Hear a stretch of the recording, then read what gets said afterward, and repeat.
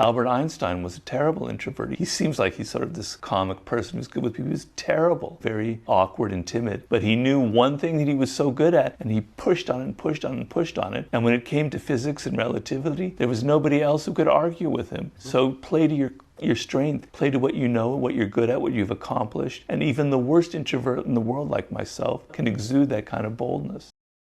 I read a book that had a big impact on me called The Fall of Public Man by Richard Sennett, in which he described cafe life in London in the 18th century or France. And he was saying back then, when you entered the public arena or your cafe, you knew you were an actor. You left the house, you put on a mask, and you had fun. You know, when you're a child, you like playing games. You like putting on costumes. You like playing your parents or some character you saw on TV. It's part of human nature. We like to play these games. And he was saying in the 18th century, that was just a given in life, that when you entered the public realm, you knew you were an actor. And then when you went home to your wife, your family, or your husband or wherever, you drop the mask, you breathe a deep sigh of relief, go, now I can be who I am. And it wasn't a problem. It didn't create neuroses. It didn't create this, what's wrong with me? I don't know who I am anymore. The problem now is we don't have distance from that social realm. And so we think that if we're acting, that's who we are. But it's not. It's just that's part of being a social animal.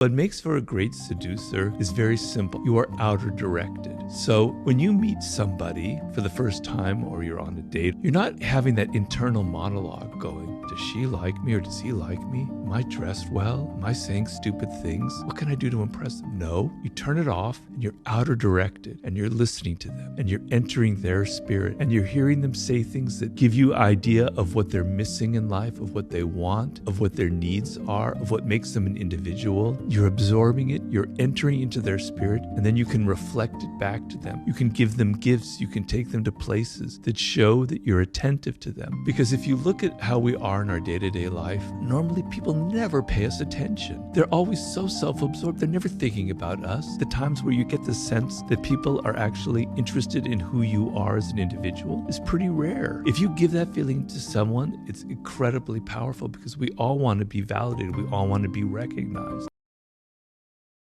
If you can't control yourself, if you don't know yourself, you can't control your own emotions, you're going to be reacting to everything that comes your way without understanding why you're doing that. So when you know yourself, you know, I don't need to get angry about this because it's not something that touches me personally. It doesn't matter in the end. Whereas if you don't know who you are, everything affects you personally and you're getting grumpy and insecure and bitter and resentful. You have to start with yourself. It goes back to the ancient Greeks and the Oracle of Delphi. Know thyself.